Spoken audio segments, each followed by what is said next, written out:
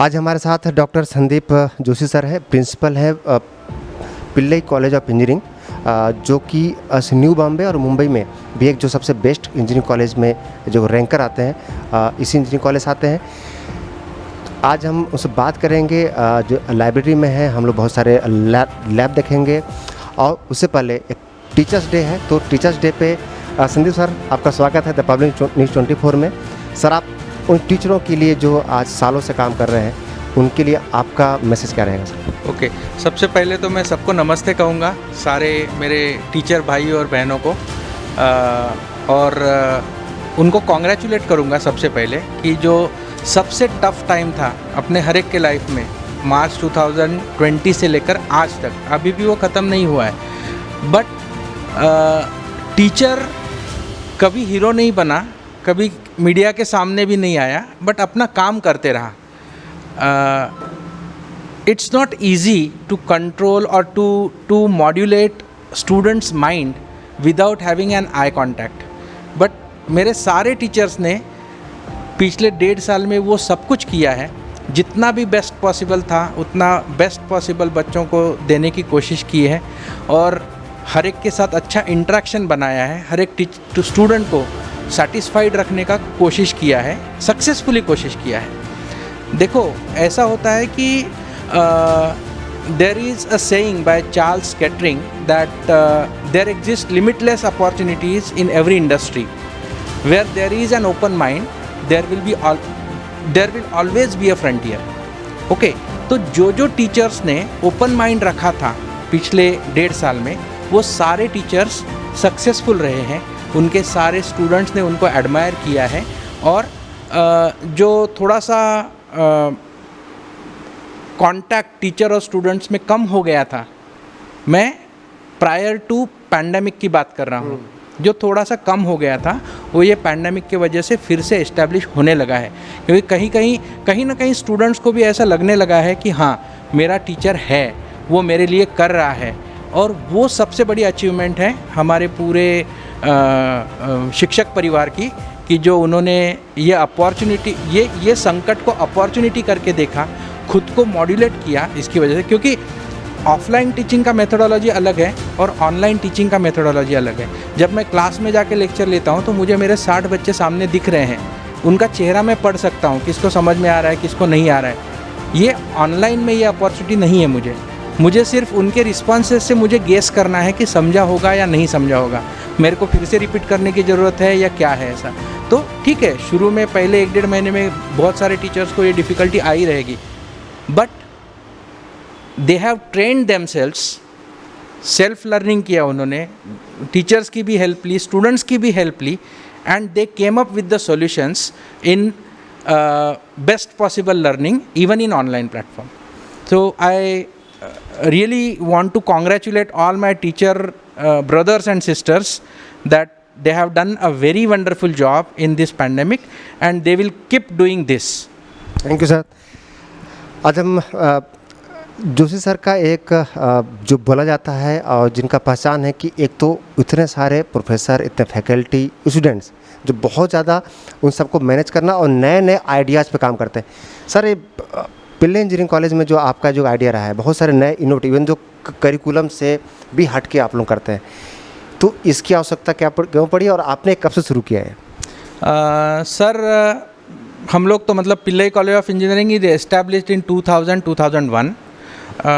May be पहले 5-6 साल या पहला या दूसरा बैच पास आउट होने तक हम लोग भी कन्वेंशनल इंजीनियरिंग कॉलेज जैसे जा रहे रहेंगे, पॉसिबल है। But the vision of our chairman, Dr. K.M. Vasudevan Pillai and Madam Daphne Pillai their vision has shown us a path to move towards excellence.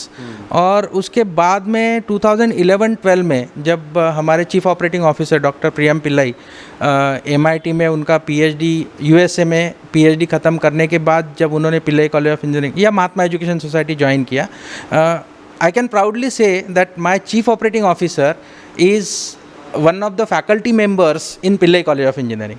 Okay, so इससे management का view point भी पता चलता है ऐसा। तो वो आने के बाद फिर काफ़ी सारे इनोवेटिव आइडियाज़, मतलब जो भी जो जो हमारी रिक्वायरमेंट है, जो इक्विपमेंट्स चाहिए, जो मशीनरी चाहिए, वो सब तो महात्मा एजुकेशन सोसाइटी ने हमें हर बार दिया है। बट प्रियम सर आने के बाद ऐसा हुआ कि उसका यूटिलिटी कितना है, वो कितना यूज़ किया जाता है, और उसकी वजह से फिर, और वो खुद प्रियम सर खुद ही अगर every day more than 13-14 hours अगर वो इंस्टीट्यूट के लिए काम कर रहे हैं, तो that itself is a motivation for all of us to work for betterment of the institute, जिससे हम लोग जितना अच्छा बच्चों को दे पाएंगे उतना अच्छा रहेगा। ऑफ कोर्स ये सब परकोलेट होने में टाइम जाने वाला है ऐसा, क्योंकि दुनिया तो ऐसा ही देख रहे हैं कि सारे इंजीनियरिंग कॉलेज एक समान है, सारे मुंबई यूनिवर्सिटी के सारे इंजीनियरिंग कॉलेज को मुंबई यूनिवर्सिटी ही डिग्री देने वाली है, सिलेबस उनका ही है। बट यहाँ पे हम लोग कुछ तो हटके कर रहे हैं, वो बच्चों तक पहुँचने में थोड़ा टाइम लगने वाला है, और उसके लिए हम लोग तैयार हैं, वो टाइम के लिए हम लोग तैयार हैं। क्योंकि हमारे मुंह से हमने बोलने से अच्छा है कि मेरे कॉलेज में से जो बच्चे पास आउट होके जा रहे हैं, वही अगर उनके जूनियर्स को, उनके पीयर्स को बोलते रहे ऐसा कि हाँ यहाँ पे इंजीनियरिंग एजुकेशन अच्छा है, तो वो मेरे लिए ज़्यादा रिवार्डफुल रहेगा, और उसके लिए हम लोग वेट करने के लिए तैयार हैं। हम लोग हर बार कोशिश करते रहते हैं, हम लोग जितना बेस्ट पॉसिबल है दें। से फॉर एग्जांपल मेरा लाइब्रेरी है जी, ओके, मेरे लाइब्रेरी में आप देखेंगे ये रीडिंग रूम है पूरा, बच्चा यहाँ पे आके पढ़ सकता है जितना चाहिए, ठीक है। मेरा ओपन एक्सेस लाइब्रेरी है, बच्चा अपना बुक खुद आके ढूंढ सकता है। तो one of the problems which we faced was the space. Correct.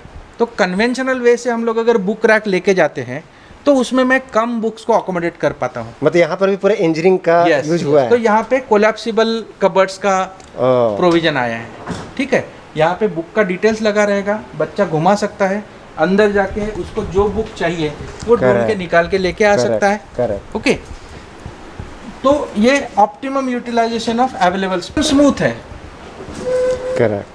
तो इंडिजिनियस डिज़ाइन। तो जैसे देख रहे हैं कि ये जो लाइब्रेरी भी है, तो यहाँ पर भी एक इंजीनियरिंग का भरपूर उपयोग किया गया है। Yes. और एक सर हमने देखा कि आपने यहाँ पर ई लर्निंग का भी बहुत अच्छा सेटअप बनाया है। यस, जो आज के समय पे हाइब्रिड जो बोलते हैं कल्चर आने वाला है, तो उसके लिए भी आप लोग तैयार हैं। हमने एक लैब देखा, वो उसको बोला जाता है कि flip flop mode of teaching. मतलब जैसे छोटा छोटा वीडियो शूट किया रहेगा, कॉन्सेप्ट टीचर ने रिकॉर्ड करके रखा रहेगा, वो लेक्चर से पहले बच्चों को दिया जाता है, अवेलेबल है उनके गूगल क्लासरूम में या हमारे MES ई लर्निंग चैनल में।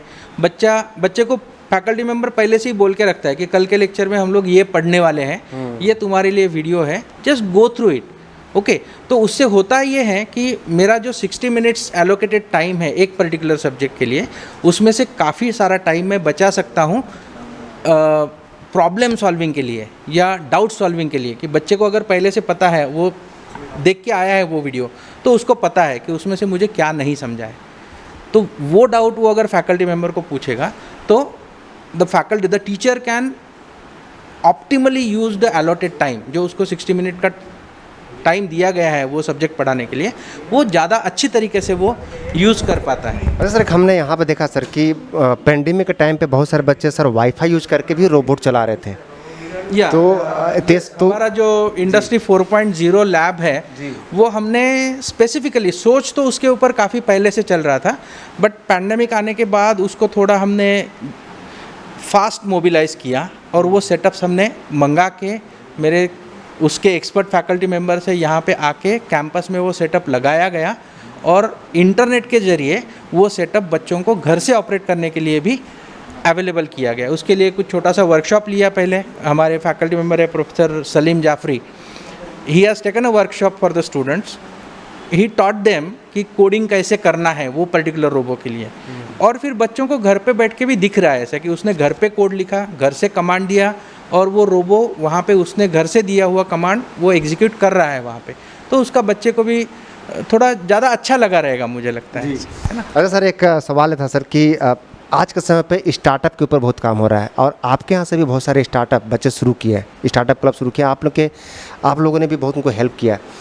तो अब बच्चों के अंदर नया स्टार्टअप शुरू करने के भी एक ट्रेंड जो हो रहा है, तो ये आपको क्या लगता है कि सर बच्चे अब सिर्फ जॉब के पीछे भागना थोड़ा सा बंद कर रहे हैं या स्टार्टअप की तरफ ज़्यादा भाग रहे हैं अभी? देखो, एंटरप्रेन्योर बनना चाहिए, ये जितनी सही बात है उतनी सही बात ये भी है कि नौकरी के लिए जाने वाले लोग भी बनने चाहिए। ओके, तो हम लोग ये सारी चीज़ें मन में रख के we are trying to facilitate our student, train our student right from their second year. First year में हम लोग इतना उनके ऊपर प्रेशर नहीं डाल रहे हैं, क्योंकि फर्स्ट ईयर में 12th तक का पढ़ाई का तरीका और इंजीनियरिंग में आने के बाद पढ़ाई करने का तरीका, उसमें काफ़ी फ़र्क है। तो फर्स्ट ईयर में हम लोग उनको बिल्कुल हैंड होल्डिंग दे रहे हैं, सर किस सब्जेक्ट का कैसे पढ़ाई करना है, क्या करना है, ये सब। ओके, जब वो फर्स्ट ईयर क्लियर होकर सेकंड ईयर में आ जाता है तो सेकंड ईयर में आने के बाद उसका प्रोग्राम फिक्स है। मतलब कोई कंप्यूटर इंजीनियरिंग कर रहा है, कोई मैकेनिकल कर रहा है, कोई ऑटोमोबाइल इंजीनियरिंग कर रहा है, कोई सिविल इंजीनियरिंग कर रहा है, उसका प्रोग्राम फिक्स है। तो हम लोग उसके साथ, मेरे हेड ऑफ़ द डिपार्टमेंट या हमारे पास मेंटर मेंटी स्कीम है, जो 25 स्टूडेंट्स को एक फैकल्टी मेंबर अलॉट किया जाता है, जिसके साथ वो कंटिन्यूस टच में रहता है ऐसा। तो उनके थ्रू हम लोग बच्चे को अलग अलग ऑप्शंस उनके सामने रखते हैं कि सपोज़ तुमको ठीक है भाई, तू मैकेनिकल इंजीनियर है, तेरे को आजकल ट्रेंड है कि everybody wants to become a computer engineer, but हर कोई कंप्यूटर इंजीनियर बन नहीं पाएगा। ये सही बात है कि कंप्यूटर इंजीनियरिंग में आज जॉब अपॉर्चुनिटीज़ है, बट अगर mechanical engineering, automobile engineering, electrical engineering, chemical engineering ये सब दुनिया से हट गया तो कंप्यूटर इंजीनियरिंग क्या करेगा? लेथ मशीन तो लगने ही वाली है। ठीक है, तो ये ओरिएंटेशन वाले भी बच्चे होने चाहिए। सिर्फ उनको जो सब जगह से उनके मन पे भी बम्बार्डिंग हो रही है ऐसा कि कंप्यूटर में बहुत अच्छे जॉब है, मैं लाखों कमाऊंगा, मैं यूएस जाऊंगा, मेरे को गूगल में नौकरी लगेगी, अमेज़ॉन में लगेगी, बट वो तभी लगेगी जब भी mechanical, civil, electrical, chemical, production ये इंजीनियर्स रहेंगे, वो इंजीनियरिंग रहेगा, तभी वो कंप्यूटर भी काम है। I am not underestimating the computer engineering और information technology, but we should not forget that the conventional engineering branches have to exist and then only your this application branches will flourish. Okay, तो ये सारी चीज़ें हम लोग बच्चों को उनके थर्ड सेमेस्टर से, मतलब उनके सेकंड ईयर से बताते हैं, उनको बोलते हैं ऐसा कि तुमको ठीक है सॉफ्टवेयर इंडस्ट्री में जॉब करने के लिए जाना है, आप मैकेनिकल में या ऑटोमोबाइल में आ गए, इलेक्ट्रॉनिक्स में आ गए तो कुछ पहाड़ नहीं टूट पड़ा है। वो फाइनली टूल है जो इंजीनियरिंग एग्जीक्यूशंस करेगा। तो तुम ये 4 साल में, बचे हुए 3 साल में ये स्किल एक्वायर कर सकते हो। आपको एंटरप्रेन्योरशिप में इंटरेस्ट है तो ठीक है, हमारा कॉलेज बिजनेस आइडिया कंपटीशन चलाता है, which is year long competition. शुरू में आपने आपका बिजनेस आइडिया सबमिट करना है, प्रिलिमिनरी प्रेजेंटेशंस देने हैं, उसके बाद आप शॉर्टलिस्ट हो जाएंगे। शॉर्टलिस्ट होने के बाद आपको मेंटरिंग किया जाएगा कि बिज़नेस प्लान कैसे बनाना है, सस्टेनेबिलिटी कितना होना चाहिए आपके स्टार्टअप का या आपके बिज़नेस का, उसके अलग अलग वर्कशॉप्स लिए जाते हैं। और ऐसा करते करते at the end of the year selected, मतलब shortlisted students outsider experts के सामने प्रेजेंटेशन देते हैं उनके बिज़नेस के बारे में, और जो फर्स्ट द विनर है वो बिज़नेस आइडिया कंपटीशन का, उसको हम लोग 1 लाख रुपीज़ प्राइज़ देते हैं। और फिर एडिशनल जो शॉर्ट लिस्टेड स्टूडेंट्स हैं उनको may be angel funding agencies के साथ उनका टाई अप किया जाता है, उनको CS सजेस्ट किए जाते हैं, उनको जो भी उनका अदर देन इंजीनियरिंग उनका जो रिक्वायरमेंट है वो हम लोग उनको सपोर्ट करने की कोशिश करते हैं हमारे साइड से। उनको छोटा सा केबिन दिया जाता है, अगर उनको ऑफिस यहाँ से चलाना है तो इंटरनेट फ्री प्रोवाइड किया जाता है। ये सारी फैसिलिटीज़ हम लोग बच्चों को देते हैं। और ड्यूरिंग देयर इंजीनियरिंग टेन्योर उनको हम लोग अलग अलग कोर्सेस लेने के लिए सजेस्ट करते हैं। जो कुछ कोर्सेस बाहर के एक्सपर्ट से चलवाते हैं, but I can proudly say that since last 2-3 years we have not called any expert from outside. हमारे ही टीचर्स जो ट्रेन द ट्रेनर जैसे प्रोग्राम में ट्रेन हुए हैं, जिन्होंने सर्टिफिकेशन एक्वायर किया है, और वो अभी हमारे स्टूडेंट्स को इन हाउस वो ट्रेनिंग्स दे रहे हैं, वो सर्टिफिकेशंस करवा रहे हैं, उस पर्टिकुलर एग्ज़ाम्स के लिए गाइड कर रहे हैं ऐसा। और उसका सक्सेस रेट भी काफ़ी अच्छा है, क्योंकि अगर कॉलेज दे रहा है तो वो ऑथराइज्ड एंड ऑथेंटिक प्रोग्राम है, उसमें कोई चीटिंग की संभावना नहीं है, बहुत बड़ा फीस लेके कुछ होगा नहीं होगा वो पता नहीं है, तो मॉडरेट फीस है। हमने फ्री भी नहीं रखा है कोई प्रोग्राम, क्योंकि nothing is free in this world, और अगर फ्री दे रहे हैं तो उसकी कोई कीमत भी नहीं रहेगी। तो उसका मॉडरेट फीस है, that fees is ranging from 100 rupees to 2000 rupees. अलग अलग कोर्स स्ट्रक्चर, उसका आवर्स कितना है, 30, वो प्रोग्राम तो 2 आवर्स से लेकर 200 आवर्स तक का प्रोग्राम है। प्रोग्राम तो learn Excel, Word, Excel and PowerPoint से लेकर enhance your skills in machine learning, वहाँ तक के काफ़ी बड़ा रेंज है। ओके, और वो वैसे टाइप के प्रोग्राम्स हम लोग बच्चों को ऑफ़र करते हैं। उसके लिए ओरिएंटेशंस किए जाते हैं बच्चों को। नथिंग इज़ कंपलसरी, सिर्फ उनको बहुत सारा अच्छा बास्केट उनके सामने रखना है, अच्छा सर्व कराना है उसको, और उन्होंने चूज़ करना है उसमें से। सर अभी बहुत सारे बच्चे जो है वो पिल्ले इंजीनियरिंग कॉलेज का वेट कर रहे हैं, नए बच्चे, और जो पुराने जो बच्चे हैं सर वो भी वेट कर रहे हैं कि इतना अच्छा इंफ्रास्ट्रक्चर को वो मिस कर रहे हैं।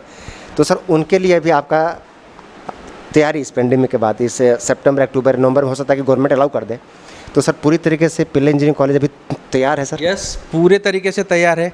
मेरे जो भी मेरे फैकल्टी एंड स्टाफ हैं उनमें से अराउंड 90% लोग फुल्ली वैक्सीनेटेड हैं, जो जिन लोगों के 2 डोज हो चुके हैं। हमने खुद भी एक वैक्सीनेशन ड्राइव हमारे कैंपस में चलाया था which was free. We have paid the cost of that vaccination for our faculty members and staff and support staff. उसके चलते हमारे about 90% faculty members are fully vaccinated. आपने देखा रहेगा कैंपस में एंटर होते वक्त आपका टेम्परेचर लिया गया रहेगा, सैनिटाइजर्स जगह जगह पे रखे हैं, तो वो सारी केयर हम लोग ले रहे हैं। और बच्चों को भी हम लोग अपील कर रहे हैं, अभी भी मेरा कैंपस ओपन है सर, ठीक है, we can not compulsory call the students here, but मेरा फैसिलिटीज़ सारे ओपन है। बच्चों के साथ मेरा बात हुआ है, हम लोगों ने through their mentors we have given them the message that whenever they want to come to college they can come, but not in a group more than 4. Okay, और उन्होंने उनका जो मेंटर रहेगा या उनका टीचर रहेगा उनके साथ उन्होंने कम्युनिकेट करना है, स्लॉट फिक्स करना है, वो टाइम में आना है उन्होंने, so that they can operate the machines, they can take hands on experiences.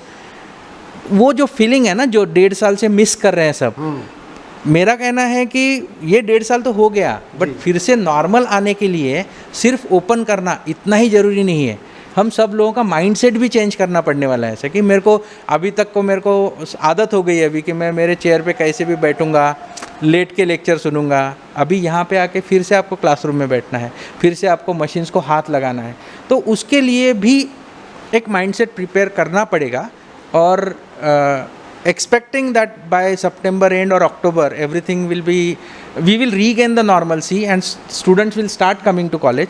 तो all of sudden उनको अरे ओपन हो गया आ जाओ कॉलेज में, ऐसा करने से बेहतर रहेगा कि उनका माइंडसेट बनाए। इसके लिए हम लोगों ने ऑलरेडी वो प्रोसेस चालू कर दिया है। My campus is open for all the students, they can come any time, they can visit library, they can sit in classrooms for their studies. Wifi है कैंपस में पूरा, तो उनका मोबाइल पैक नेट पैक भी नहीं ख़त्म होगा, वो यहाँ पे आके लेक्चर्स अटेंड कर सकते हैं, लाइब्रेरी यूज़ कर सकते हैं। सिर्फ रिक्वेस्ट ये है कि बहुत बड़े ग्रुप में नहीं आइए, 4 या 5 के ग्रुप में आइए। आने से पहले आपका जो भी फैकल्टी मेंबर रहेगा या क्लास कोऑर्डिनेटर रहेगा या मेंटर रहेगा, उसके साथ through mail, through WhatsApp, through Google classroom communicate करिए, स्लॉट बुक कर लीजिए आपका, and you come to your college. Sir एक लास्ट सवाल आज पूछना नहीं चाहिए और लेकिन मैं पूछ रहा हूँ, हो सकता है कि आपको भी तकलीफ़ हो। एक शायद आप भी सुने होंगे कि एक मराठी के बहुत अच्छे लिटरेचर रहे हैं, और उन्होंने एक जब फॉरेन गए थे उनकी स्टोरी आप भी सुने होंगे। तो जिस भारत ने आचार्यों को, टीचरों को इतना सम्मान किया, बीच के समय में यहाँ पर उनके कहानी हिसाब से उनको फटीचर बोला गया। तो सर एक इस गैप को भरने का जो चीज़ है उसको आने वाले समय आपके हिसाब सर क्या करना चाहिए? उसके दोषी कौन है, पेरेंट्स, टीचर या बच्चे, या फिर पूरा एक कल्चर जो माहौल है ये दोषी है? दोष तो किसको दें? कोई बोलेगा सिस्टम दोषी है, कोई बोलेगा बच्चे सुन नहीं रहे हैं, कोई बोलेगा पेरेंट्स ने तकलीफ़ दिया है। बट जहाँ तक मेरा खुद का मानना है, मेरा खुद का, ये जो मैं अभी स्टेटमेंट करने जा रहा हूँ ये मेरा खुद का स्टेटमेंट है।